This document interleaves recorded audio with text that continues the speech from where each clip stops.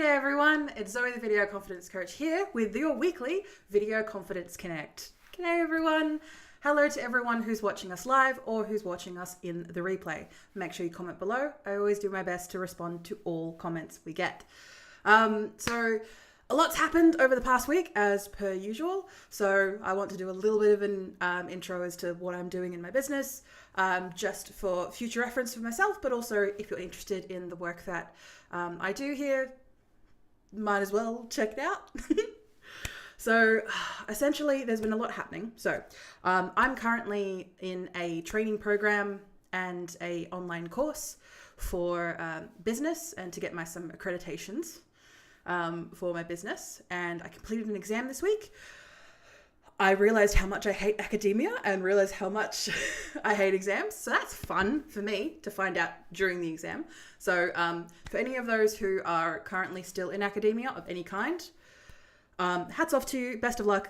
Don't want to be in your shoes again. Luckily, I'm able to see the end of this tunnel. Obviously, there's still assessments and a couple more to go, but I can see there's an end to it compared to a lot of people where it's just it keeps going. It's going to keep going. I've also released a couple of podcast episodes this week. We released, especially today, the first episode that I've done in a very long time for the Video Confidence Coach Cast. Is my weekly podcast that I pull from this live stream, available for people to both watch and listen to. And honestly, it was a bit nerve-wracking because it's the first time in a long time that I looked at my previous episodes that were back in 2021 when I had energy and stamina. And now I look back then, I just think, oh, you sweet summer child, you didn't know what was coming. But hopefully now we'll have the opportunity to release a weekly podcast that will be a lot more tailored to people's needs. And as I've pivoted my business and I'm able to collect the people who are interested in the work that I could do for them, that's what the podcast is for. And I've also completed a live stream for how to network effectively in Geelong and other small towns. So for those who do not know, I'm based in Geelong, Victoria, Australia. So we're down the bottom of the main island of Australia, and I live in a fairly regional town. It's a very large regional town, but there is a lot of a lot of small town mentalities when it comes to business networking in somewhere where I've been networking for the past 15 years of my life. So I had a lot of useful tips to give, and I had an outline all sorted out, and then I just kept answering people's questions and the hour was up. So you will definitely see snippets of that on my social media and on my website and as those come out, because I like to be able to repurpose the effort and live streams that I do, like I do here. But yes, I mentioned lightly just before about my podcast releases. So essentially what I'm doing is I'm also doing my individual podcast where I'm repurposing conversations from this live stream, as well as a project that I run called Geelong Podcasters, where essentially it's a 5-minute episode once a week that helps people get started in podcasting, because it's one of the things that I do, as you can imagine, in one of the skills and tool sets that I provide to my clients. And for starting out, there are plenty of options out there online, but nothing that is very community focused and based. So I run a group where we meet up once a month and we have a chat about podcasting. We get together and at a local cafe. And then I also run a podcast once a week, giving you tips and tricks on how to start your own podcast from someone who has, I think I did the math this week. I've launched about 35 different podcasts over my career. Obviously for clients, and then there's my own, and there's a couple of other projects that I've done in the meantime. So there's a lot of stuff in the background, essentially. As you can probably imagine, there's going to be a lot there. But before we get on to today, one thing that I would like to do, and I realized I neglected to last time, and this is entirely my fault, I'd like to do an acknowledgement to country before I begin the rest of today's live streaming session. I would like to acknowledge and pay my respects to the Wadawurrung people of the Kulin Nation, the traditional custodians and owners on the land on which I conduct my business. I pay my respects to their elders, past and present, and I stand with the traditional custodians on the lands in working towards a more equal future. Aboriginal and Torres Strait Islander people continue to face discrimination and disadvantage due to our country's colonial past. I stand with them in their fight against injustice, always was, always will be Aboriginal land. And I thank you for that. So, once we get started with today, I have developed a couple of little mini transitions between our slides today. So we're not just going to constantly be going back to the main slide today. And as I've mentioned before, if you are watching on the replay, feel free to comment. I do my best to respond to all comments, even the ones where they may be a little bit confused, but that is okay. I'm here to help out. And now we're going to go to recording of our podcast episode, which, as I look at my notes, the first one we've got today, I closed my notes, that's why, is processes are a business owner's best friend. So that's going to be the first episode we are going to be going through today. Though I do want to showcase to people who are here on the live and who are special with us at the moment in time, I'm currently working on my website. So it's essentially something that's been taking months in the background, and mainly, as most people can attest to, when you are starting a small business or you have a tendency of focusing on your clients more than your own. So of course, this website's been sitting here, I've been paying for it, and I've been working on it and trying to get it up and running, ready to go so it can service and work with people. And I've been I've been providing parts of it for people to be able to access for, say, the Geelong podcasters. See the webpage here as it stands with information there. And of course, that is just at vcc.training/Geelong-podcasters if you're interested in checking that out. But all this website up here, for example, like if I go to my main page of my website, it's still default. I have not touched any of this. And I'm a bit worried, but that is for future me to worry about. I just wanted to showcase to myself and to you, the viewer here, that even though things are going to take time, you can just keep going regardless, and you don't have to be entirely ready to get started. Speaking of which, we're preparing for our big event for the Geelong Small Business Festival, the Podcast Power Hour. So if you are watching this in real time or listening to this in real time, feel free to check it out. We will have this available at the actual live event, which is going to be Monday, the 19th of August. But if you are unable, or this is past that date, we will have this available to consume in a lead magnet type format on my website as soon as I figure out how to do that. You'll be surprised how often I just say, oh, I can do that, and then just research how to do it. Usually with my clients, most of the time, I do a lot more research ahead of time. When it's with myself, I can be like, nah, just do it anyway and see how we go. Because I'm willing to make myself the guinea pig compared to my clients.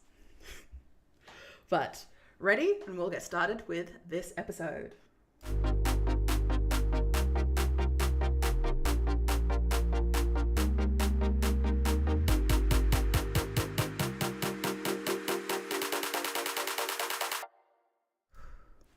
G'day everyone, it's Zoe the Video Confidence Coach here on Video Confidence Connect.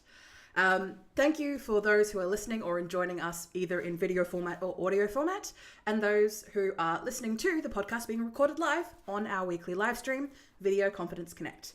You can find all these things on my website, vcc.training.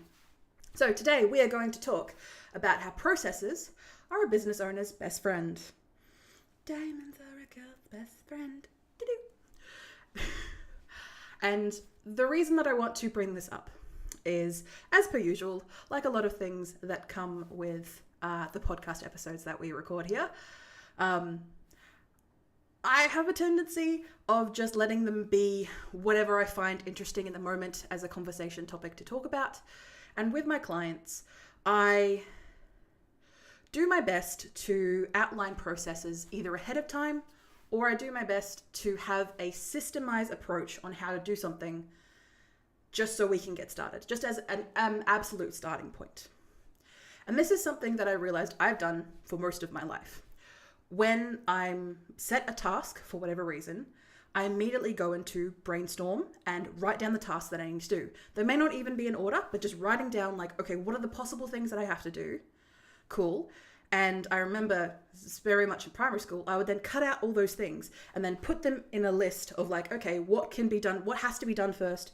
Okay, for this, for, me to put the poster together, I need to collect all the things. For me to collect all the things, I need to know what I need to collect. So I need to do research. Like I was able to move those things around. And of course, I was made fun of a lot because people would just get up and do it. They would just start running and they would just start running at the problem head on. And of course, most of the time they wouldn't get it right, or they would be messy or take more time or induce more anxiety or stress, but they got it done. And my mentality was plan what I want to do so that I can reduce the amount of overwhelm and stress and anxiety for myself, but also I can get the thing done properly being the operative word there. And then I can, if I need to do this again in the future, I can just look at my notes and follow them. There were so many times where we had a project in school that was similar to a previous project that we had done. So all I would do would just go in and get my notes for that previous project, follow the steps of what I had already done, and get it done so much quicker and so much more efficiently than all of the other students that were in my class. To the point where I would have, you would have this big assignment, this big project that would take 2 months of class time, for example, on and off. And I would get it done within the first week or two because I had the time and the energy and the focus, because I just wanted to get the thing done. And I had the steps and a checklist that I had done previously to get it done. And then, of course, it's not what the teacher wants because I'm not at the same pace as the other students. When I just, ultimately to say, with that story that I've just shared with you right now, that's why I found myself starting a business, because I had so much downtime that I had to spend in school, that I had between all my different classes, and I would just get the work done quicker. Not because I'm smart, mind you. I don't want to stress that. It's not because I was smart and I got everything done quickly. It was because I just did the things consistently. I put in the energy to get the things done so they could be done. And then ship off, and then I could relax. I could, not read a book because I'm dyslexic, but I could spend time doing what I wanted to do. And that thing was usually working on my business, was researching things that would be helpful for me and the work that I wanted to do, because I wanted to support myself. No one was hiring, 14-year-old Zoe. So I had to make my own work. And of course, that's not what school is meant for. School is designed for you to be a good worker. Well, I was, but not to the type that they wanted. So what I mean to say by that entire story, Zoe, and the reason that it spurred on, was because I was talking to a client this week, and they were so I was mentoring this client. And when I do my mentoring work, it is less coaching because I'm not actively giving you tools to achieve what you need to achieve. I'm more just here with you with the process and guiding your general direction into things. Maybe letting you know of some opportunities that maybe you can't see because you're too far into something, that as someone who is a little bit further back but wants the best for you as a mentor, I'm able to guide you in that direction that may be beneficial to you. But again, keeping in mind that I'm guiding you and you can always fight back. I want to stress that to some of my clients. But essentially, I was working with this woman who had started her business a couple of years ago, and it was doing well. It was doing gangbusters, and now it's kind of plateaued. And she has felt that she's kind of lost the energy and momentum. And when talking with her, it was clear that she was avoiding a few things. Now, of course, I am a marketing mentor. I am not a business mentor, an executive coach, or any of those things. I am mainly focusing on your marketing, which is usually why people come to me for coaching and mentoring, because it's a part of the oeuvre of running a business that they lack. Not necessarily the creativity, but the processes and motivations and just all over energy to actually do marketing on that front. So that's why I'm here, to support people. Again, plug over. But essentially, it was getting to clear that it was clear after talking with her that she was avoiding doing really important things for her business that were really important to marketing because she just felt so overwhelmed that she just didn't know where to start. She didn't even know where to begin, and she would constantly find herself coming up with excuses. So we spent time during our session outlining, okay, what are the steps? What do you need to do? Okay, what are the big steps? What are the big, humongous things that you need to do to achieve what you want to achieve? Okay, so for example, like she needed to update the new prices on her website. So she needed to get into the website. She needed to know what the new prices and new descriptions are. She needed to write those descriptions so that they're ready for the public, and then input them, update them, and then test and make sure that they worked. So ultimately, that's 6 steps. And for some of you, that may sound like, Zoe, that's really easy. That's not a lot of work. But with everything else that you've got to do as a business owner that you are already juggling, not to even mention the work that you're doing for your customers and clients, it can feel like, great, I got to do another thing on top of everything else that I'm doing. But what we did was we discussed, we wrote down those steps, and then we chunked those steps down even further to the point where it was like, not minutia, but like almost like choreographing a dance. When you choreograph a dance, you're not just saying, 2 steps to the right, fling your arm in one fluid motion as just a vibe. You just do this thing like me. Do-do-do. No, you give people steps. You go, okay, 1 step to your right, turn your left leg in, knee down, flick, hold your arm like a limp tree trunk, and then flick it up in the air. I've now broken down this choreographed scene, for example, but that's how you go about tackling tasks or processes in your business.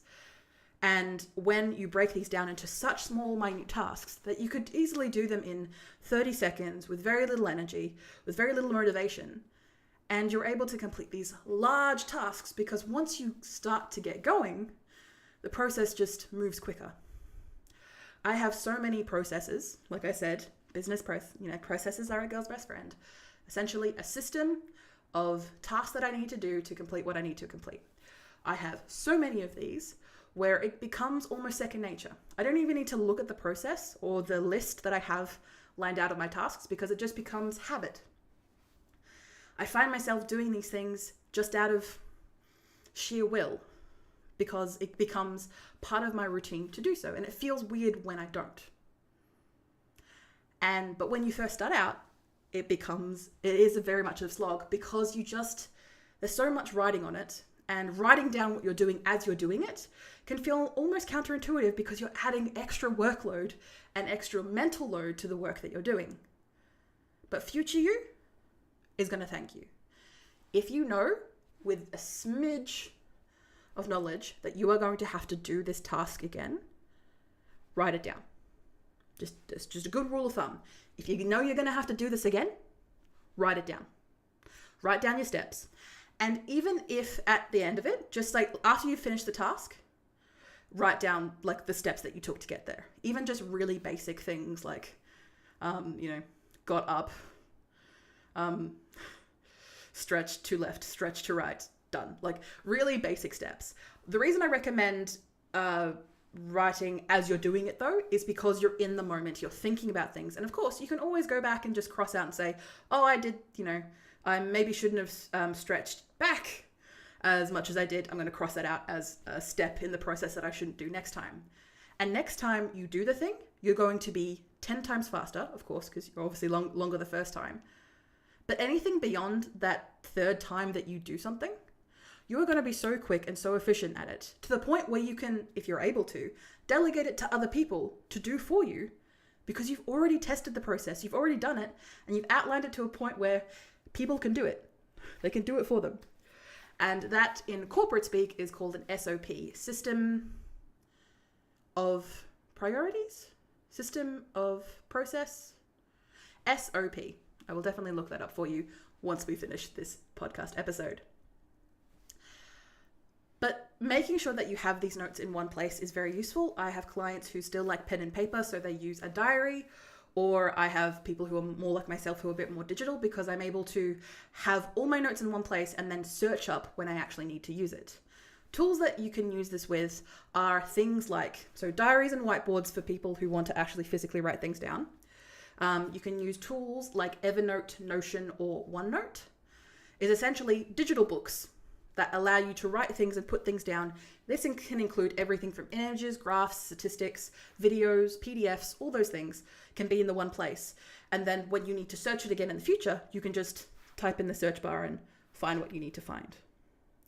And of course, all these tools have different minutiae to them, have different things that are not exactly incorrect, but you have to kind of learn how to use these tools, which again can make the writing things down process harder. I understand that. But I live by this mantra that once you get the process started, once you start writing it down, it takes away that anxiety. It takes away that overwhelm, because no matter what task you are given, you can just take it step by step. And if you need to search, like online, how to do this basic thing, and then the basic steps, and then just copy and paste that and just go follow your best, do your best to follow those things, that's a good thing to start off with. Using a tool like, say, for example, ChatGPT to give you the, again, basic, it's not, obviously, it's a tool that's based on data, so it's not going to give you the correct way of doing things, but it's going to give you something to start with that you can put your own flair on it, that you can put your own knowledge on it, and again, keep this in a place where you can search for it later. And especially when it comes to both digital and, I argue, physical ways of media, make sure that you back it up. When it comes to diaries and whiteboards, I actually have got my clients to just take photos on their phone, so they've got somewhere physical that just in case someone comes in and wipes your whiteboard clean, you've got a backup of whatever you wrote on the whiteboard. If the dog ends up eating your homework, then you've got a digital backup to refer to later in time. And then digitally, you've got somewhere on a hard drive that is not connected to anything, that is backed up, that you can find this information again in the future when you need it. Because that's why we do this process, is for future us, is for future team members. It's for future people where I have honestly just said, hey Zoe, how do you do this thing? And I haven't had the bandwidth to go, oh, this is what you do step by step. I just say, hey, here is the page that I follow for this process. Take what you want from it. Gotta go, bye. And then, of course, they are very thankful. And then they usually give that thanks in return by doing me a favor later on. You're making this thing easier for you, making this whole doing business thing easier for you so that you can focus on, is it getting clients and getting money? Or maybe once you're able to process and make that system streamline for you when working with clients, then you've got the time to work on your own business. You've got that time to make your business better and make your systems and your own internal priorities even better. I am doing a lot of process talk, I must say. And I apologize for any of you who are feeling a little bit just like, Zoe, shut the fuck up for a second. Maybe I shouldn't have sworn there, but that's okay. So, as I mentioned through today's podcast episode, it may be harder the first time you do this, and it may be harder the first time that you find, hey, I got to check in every half hour to write down what the hell I'm doing. But these steps are going to be useful for you for way longer than you think they may be useful for you now. So say, for example, you're doing a process on how to do something. Again, let's focus marketing based. And let's just say, hey, you want to do more research into what other people are doing in your industry so you can see what they're doing and then do it differently. So you're doing some research. And you can go about this many different ways, but you find yourself just scrolling through Instagram, through Facebook, through TikTok, through LinkedIn, just mindlessly scrolling for hours. And then you have nothing really to show for it in the end. But having a process of, okay, I'm going to do this task, I'm going to do this research. I'm going to give myself 20 minutes on each platform that I want to focus on, for example. And I'm going to use this time whenever I come across something of my competitors. How am I going to do this? I'm going to do this by hashtags, by known competitors that I already have a list of. Okay, so from these competitors, what are they doing? Okay, so it looks like they use a lot of bright colors. Write that down. It looks like that they have a lot of common faces, so they use the same people in front of the camera every time. Okay, I'll write that down. And it looks like that they use a very casual, laid-back language. Cool, I'll write that down. Now, of course, you're going to go through all of the different platforms and see what they do. And then once you look at your notes, being able to actually step back, maybe go get a cup of tea or a cup of coffee, and then come back to your notes fresh after having done something else and then coming back to it and looking at it and going, okay, I've seen what all these other people do. What from this, list of things that they do, what can I realistically do differently, and how would I go about that? Okay, so it looks like there's not a lot of trends being used. Okay, I could probably ride the trend waves a bit more. Okay, I can do that. How am I going to do that? By giving myself 2 weeks to get this done. And again, you start systematizing your thinking to make things easier for you in the future.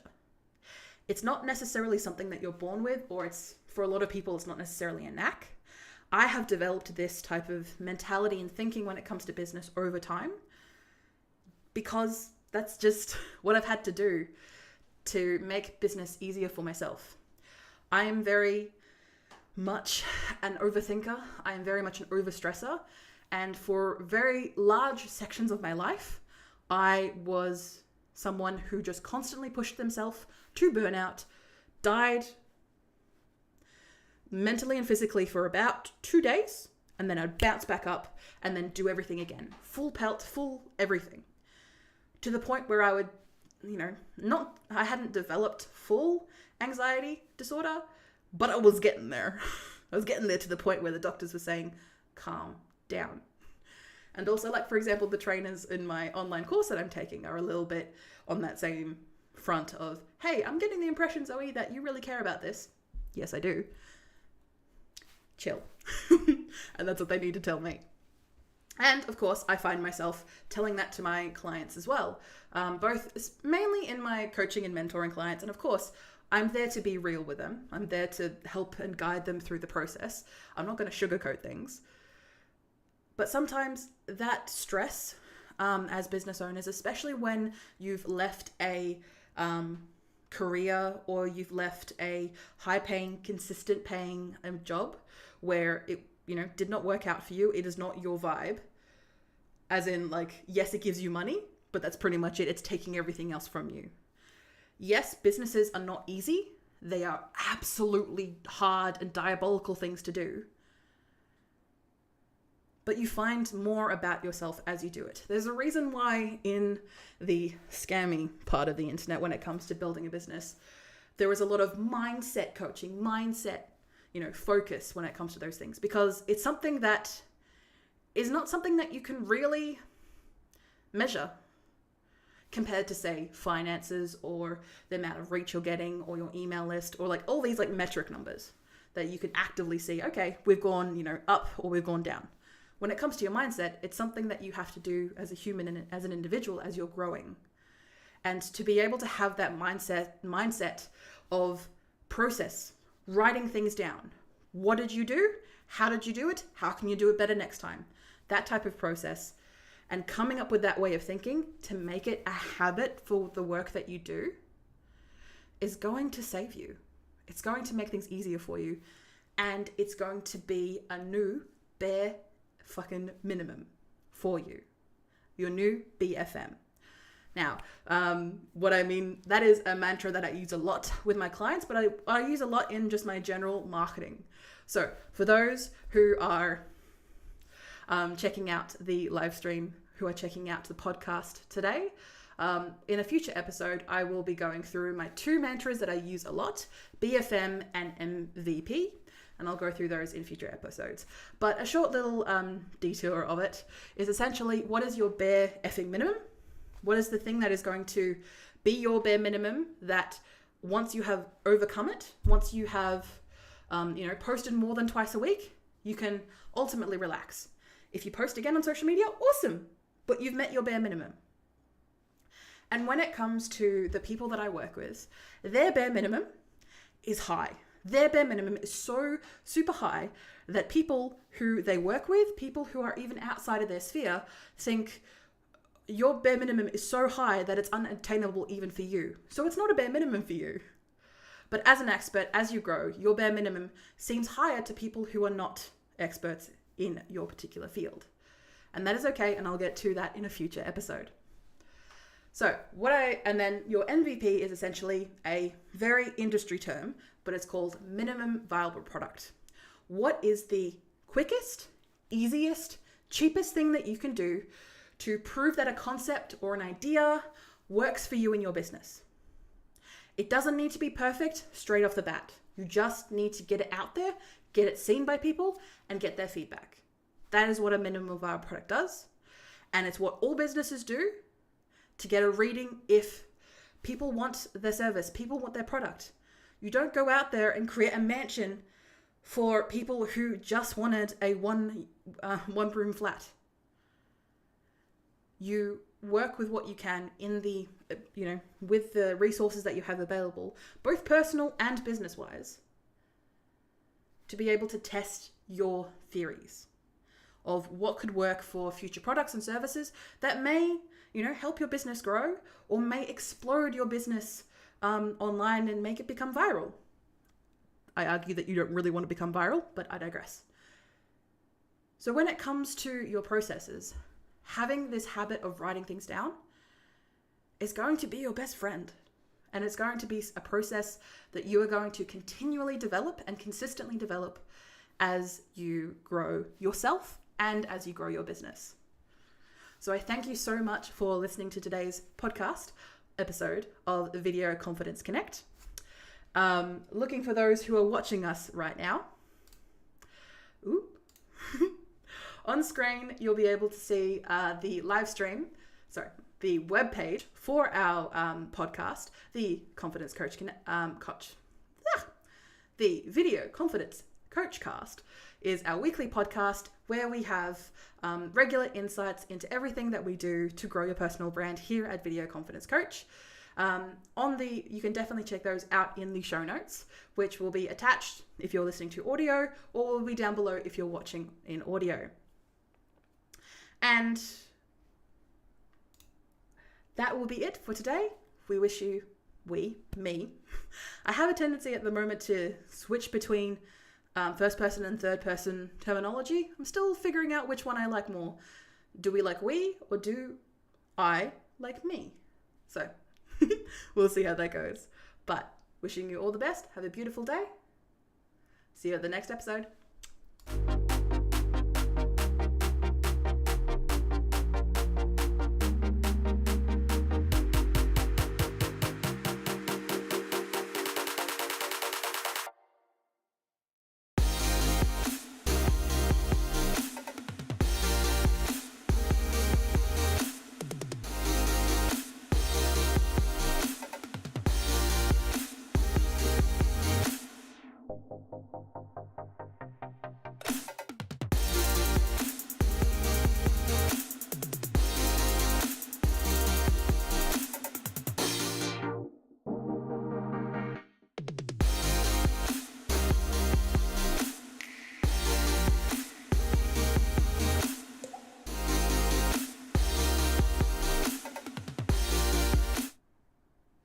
G'day crew, it's Zoe the Video Confidence Coach here, and welcoming you to the podcast Video Confidence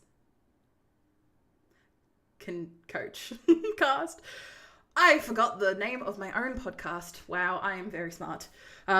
Essentially, welcome to the podcast episode today. And for those who are joining us for the first time, I welcome you to a podcast that I release weekly about all things personal branding and growing with video.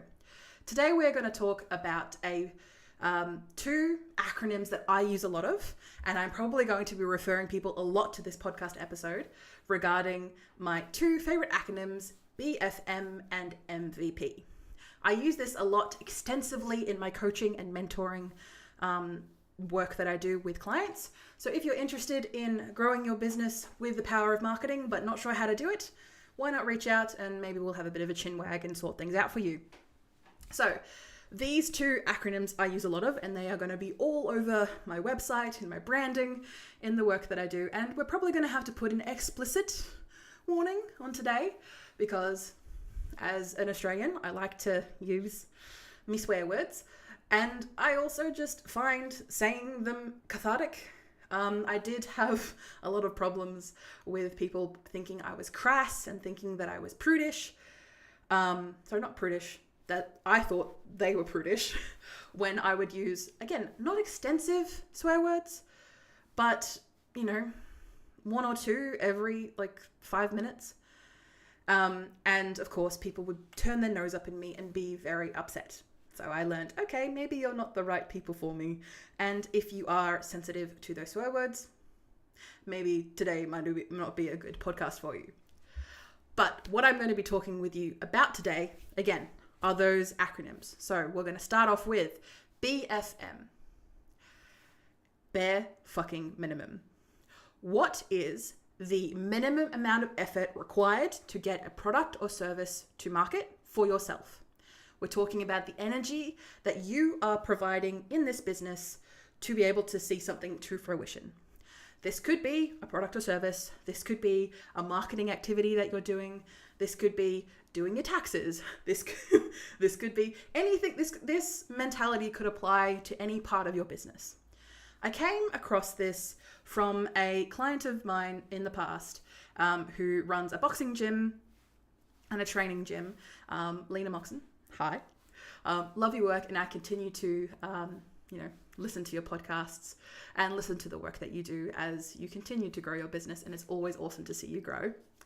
And she had a particular podcast that really resonated with me about what is your bare effing minimum? What is your bare minimum that you can do that is going to save you energy in the long run, but ultimately allow you to achieve what you want to achieve without the overwhelm?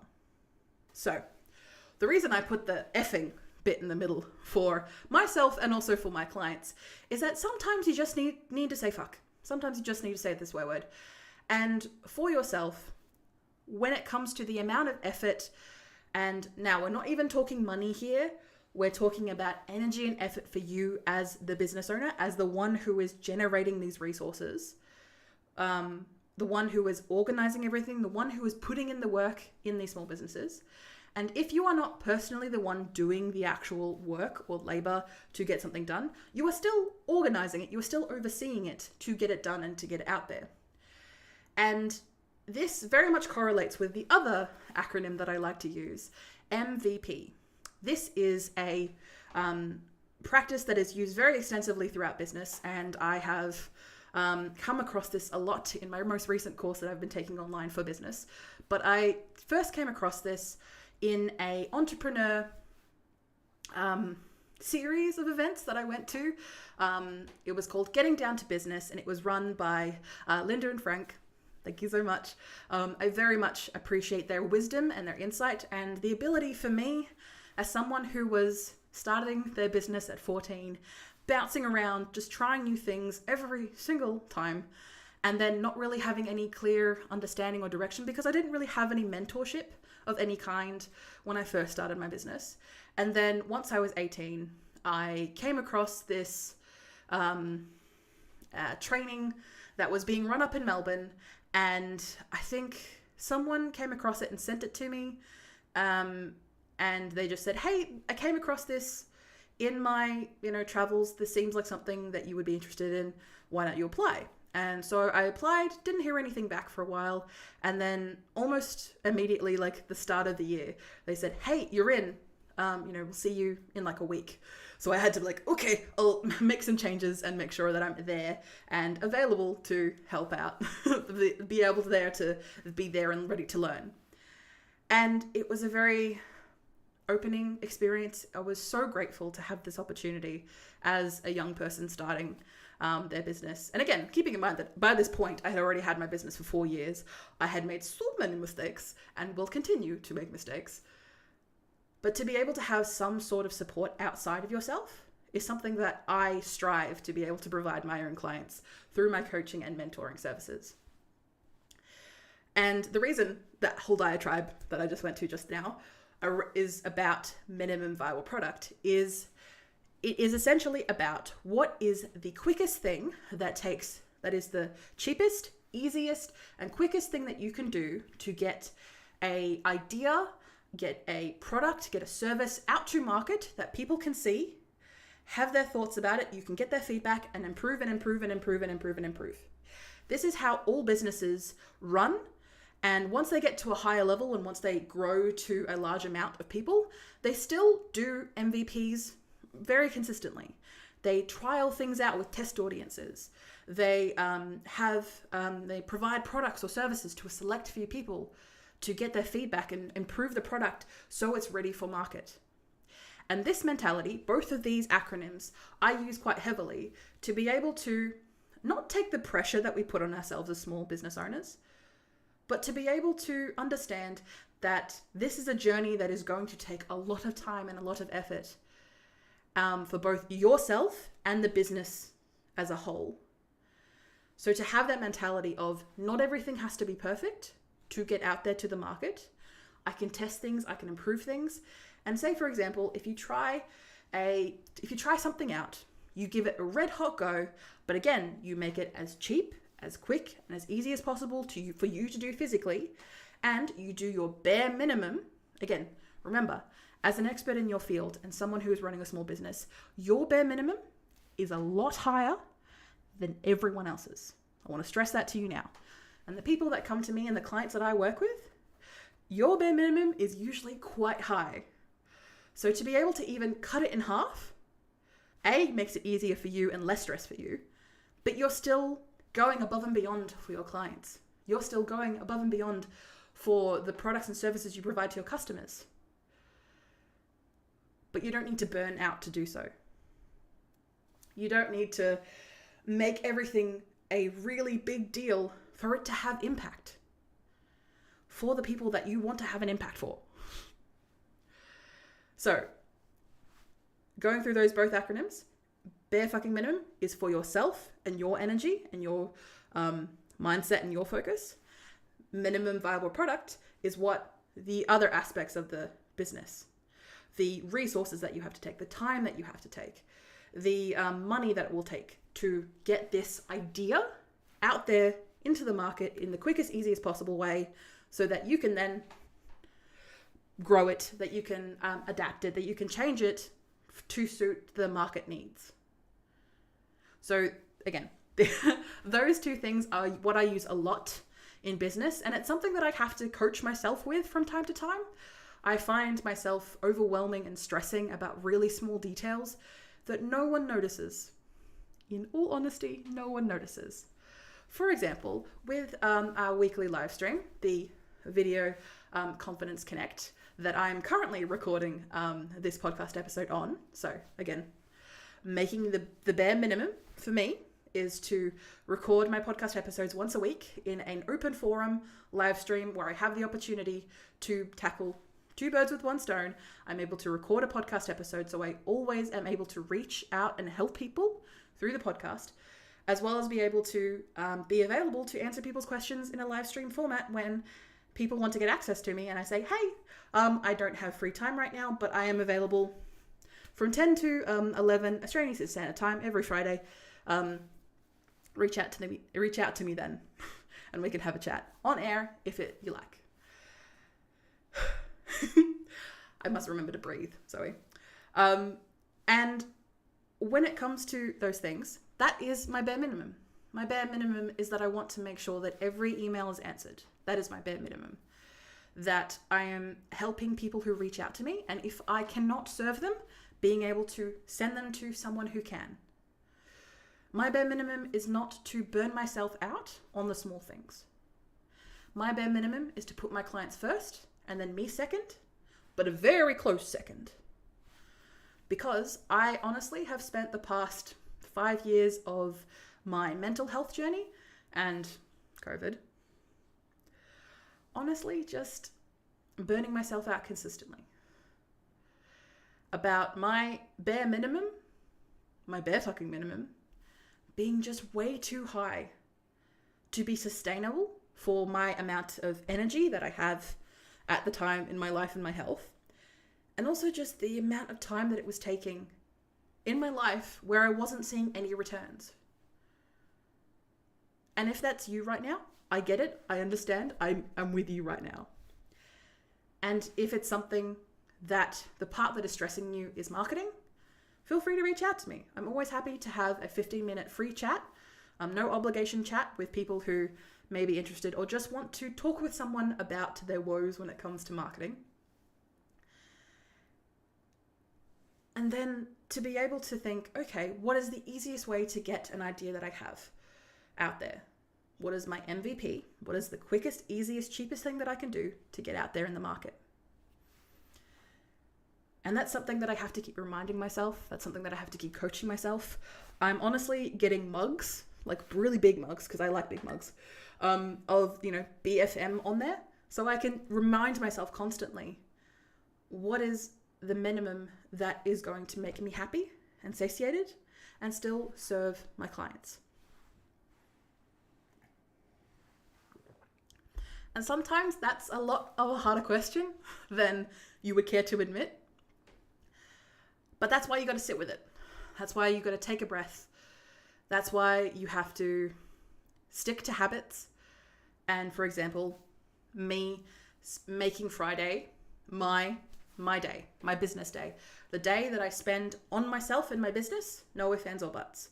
I do my absolute best to avoid any sort of meetings, catch-up calls, or anything like that. So if you are trying to book a call or a chat with me on a Friday, I'm sorry, it's going to be quite hard, because I do my best to make Friday a day where I don't communicate with people. Or if I do communicate with people, it's something that I can, relegate to like the start, 10 minutes of the day or the end 10 minutes of the day. Of course, except for my live stream, where if you do need to chat with me, you can just reach out here.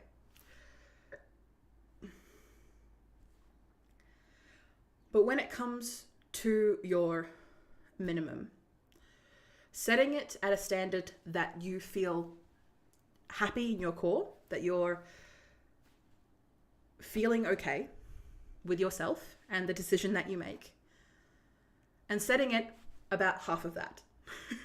Now, I stress this for, again, the people that I talk to and the clients that I bring into the business are very high-performing women and also non-binary folk who set their own standards incredibly high.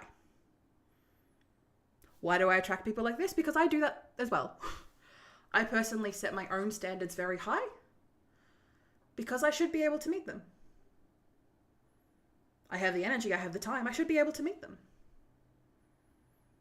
I understand that's not always the case, and having this mentality has burned me so much. But I have learnt to quell that.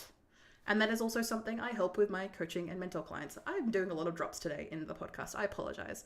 But yes, that's why this thing is so relevant to the work that I do.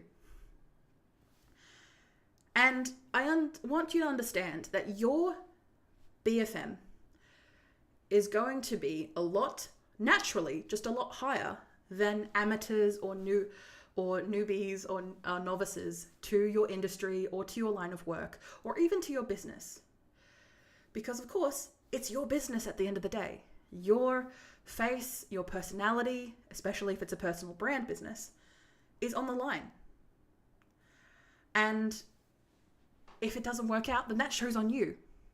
And of course, I can have another podcast topic, which I will definitely link to, about not linking your personality or your self-worth to your business. That is not a good thing. Do not recommend. That is something that I had to learn the hard way when I had to close my first business. And that was just because I was not listening to my gut. I was consistently ignoring how I felt about myself. And I was always putting my BFM way too high where I couldn't even meet it because it wasn't a BFM at the end of the day. I was setting my bare fucking minimum way too high, so it wasn't a bare fucking minimum. That is something that I had to have a very hard talk with myself and a very hard look at myself to just go, Zoe, you're an idiot. Sit down, shut up.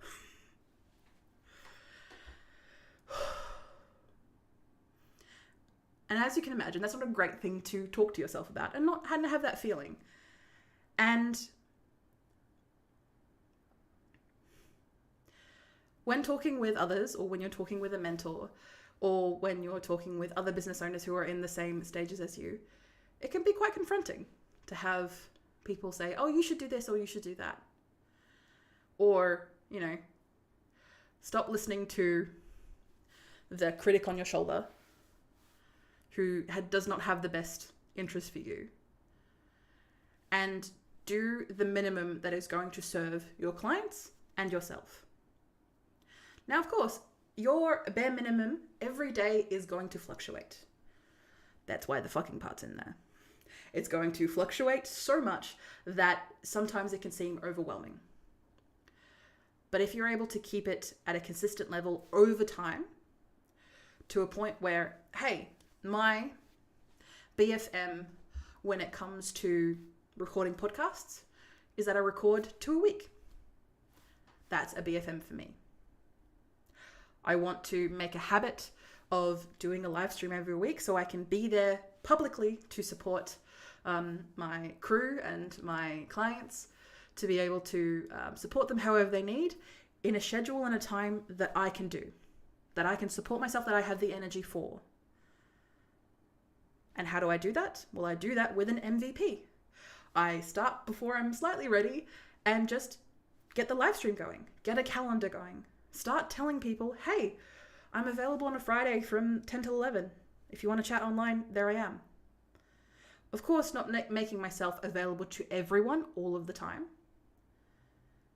but to a level that I'm okay with. And for example, my minimum viable product for a project I started recently, the Geelong Podcasters, I restarted it again recently. My minimum viable product was an event once a month that I promote once a week, and I record a 5-minute podcast, which is relatively easy for me to do because I've just done it so much, to a point where I can record, on average, 5 episodes in under an hour. And that's easy for me. That's my bare minimum. That is my BFM. That is my bare fucking minimum, because I've done it before. I've trained before. I can do it before. Your BFM for things that you know nothing about is going to take a little bit of getting used to. You're going to have to hold the reins of that bucking horse until you get thrown off. And then you let it sit, let it calm down, and then try and get back on the horse again. Once you feel ready and once you feel safe to do so. So, in wrapping up today's podcast session, I'm going to go over it again for you, for myself and for you. What is your BFM for yourself? And what is your minimum viable product for the thing that you want to put out there in the world using your business and your personal brand?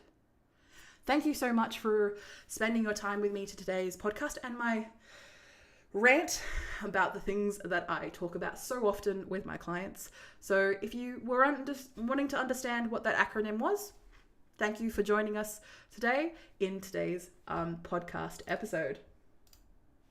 For those who are interested in learning more about the podcast you're listening to right now, you can check us out at vcc.training/podcast, or just search Video Confidence Coach Cast in all good podcast players. I am thinking about changing the name in all honesty, but I don't exactly know what that is going to be yet, so that will be future me to figure out in the future. You can definitely check out our podcast episodes as we release them. Thank you again for everyone who has joined us today in our live stream, and for everyone who is listening in our podcast. Thank you again for spending your time with me today. I'm going to finish up here because I honestly don't have anything else to say, and we may not be reaching the full hour, but I think we're doing a very good job. So again, thank you again for all of those who are watching us in the live stream. If you're watching us in the replay, #replay squad, and feel free to comment. I'll do my best to respond to all of your comments. Thank you again so much for your time, and I'll leave you to it today.